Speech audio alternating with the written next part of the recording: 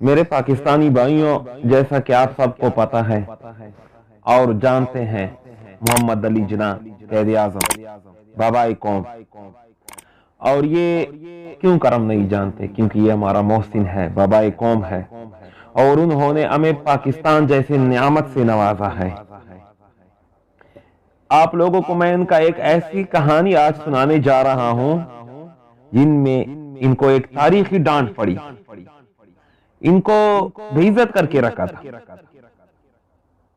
کہانی کچھ یوں ہے کہ آپ سب لوگوں کو پتہ ہے کہ قائد اعظم قد کے لحاظ سے بہت لمبے تھے، یعنی آپ ایک خوبصورت قد کے مالک تھے، لیکن آپ شاید اس بات سے واقف ہوں کہ جب قائد اعظم لندن بیرسٹری پڑھنے کے لیے گئے تو وہاں جب وہ وہاں تعلیم میں مصروف تھا تو وہاں ایک ایکٹر کی ضرورت کا اشتہار آیا۔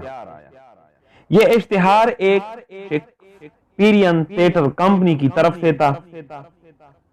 اب قائد اعظم کو بھی اپنی انگریز دانی اور اپنی آواز پر ناز تھا، اور وہ بھی چلے گئے۔ جس طرح ہم سب نوجوانوں کے دل میں یہ خواہش ہوتا ہے کہ ہم کوئی ایسا کام کرے جس سے ہمارا نام پیدا ہو جائے اور پیسے بھی آ جائیں، تو یہ شوق عموماً ہر نوجوان کا ہوتا ہے، اور قائد اعظم کا بھی تھا۔ اس لیے وہ وہاں تمام کے تمام امیدوار کے ساتھ جو گورے تھے وہ بھی چلے گئے۔ امیدواروں کی تعداد بھی تقریباً 70 کے قریب تھی۔ قائد اعظم نے بھی ایک مکالمہ پڑھ کر سنایا، اور اتنے سارے امیدواروں میں جس کو چنا گیا وہ قائد اعظم ہی تھے۔ قائد اعظم اس انتخاب پر بہت خوش تھے، اور وہ اپنا مستقبل ایک کامیاب اور نامور ایکٹر کا دیکھ رہے تھے۔ انہوں نے اس کمپنی کا ڈرامہ سائن کر لیا اور گھر آ کر خوشی خوشی اپنے والد کے نام خط لکھا کہ میں اتنے زیادہ لوگوں میں سے منتخب کر لیا گیا ہوں اور ایک انٹرنیشنل پریکٹیکل کمپنی میں جگہ بنانے میں کامیاب ہو گیا ہوں۔ یعنی اپنے والد کو اپنے نئے کیریئر کے بارے میں خوشخبری بھی سنا رہا تھا اور اطلاع بھی دے رہا تھا۔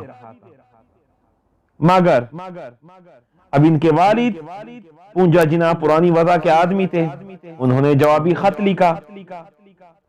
اب یہ پتہ نہیں ہے کہ ان کو خط بذریعہ جہاز گیا تھا یا تار کے ذریعے بھیجا تھا، مگر اپنے والد کو قائد اعظم نے انفارم کیا تھا، اور جواب میں اس کے والد کا جوابی خط آیا۔ اس میں اس نے کہا تھا کہ تم کو جس کام کے لیے بھیجا گیا ہے تم اس کی طرف توجہ دو، زیادہ ایکٹر بننے کی کوشش نہ کرو، نہ میرے پیسے اتنے فضول ہے کہ آپ ان پر عیاشیاں کرو، ان پر ایکٹنگ کرو۔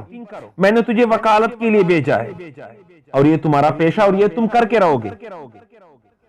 اگر تم نے کبھی کسی ایسی دوبارہ کسی کام کی حرکت کی تو مجھ سے برا کوئی نہیں ہوگا۔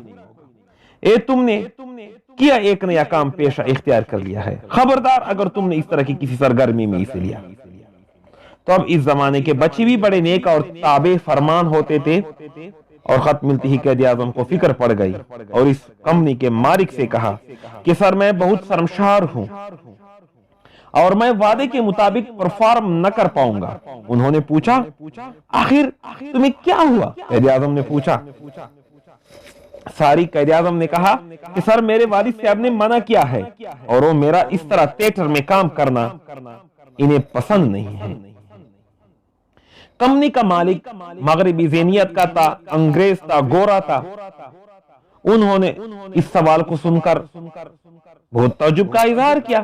کمپنی کے مالک نے کہا کہ تمہاری والد کو کیا اعتراض ہے؟ یہ تمہاری ذاتی زندگی ہے اور تم جو چاہو پیشہ اختیار کر سکتے ہو۔ تو قائد اعظم نے کہا کہ sir do you not understand, ہماری زندگی میں والد بڑے اہم ہوتے ہیں اور میں معافی چاہتا ہوں کہ میں آپ کے ساتھ کام نہیں کر سکتا۔ یہ اس ٹائم کا قائد اعظم تھا اور یہ ایشیا کی ذہنیت تھی اور یہ ایشیا کا تربیت تھا۔ مگر آج ہم ہے کہ ایشیا میں ہمارے اولاد اور ہماری تربیت کس نہج پہ پہنچ چکا ہے۔ کبھی اس طرح کے کام میں تو والدین تصور بھی نہیں کر سکتے کہ اپنے بیٹے کے ساتھ مخالفت کرے، تو ان کو بیٹا کیا کیا سناتا ہے۔ یہ آپ اور ہم سب خود خوب اچھی طرح جانتے ہیں۔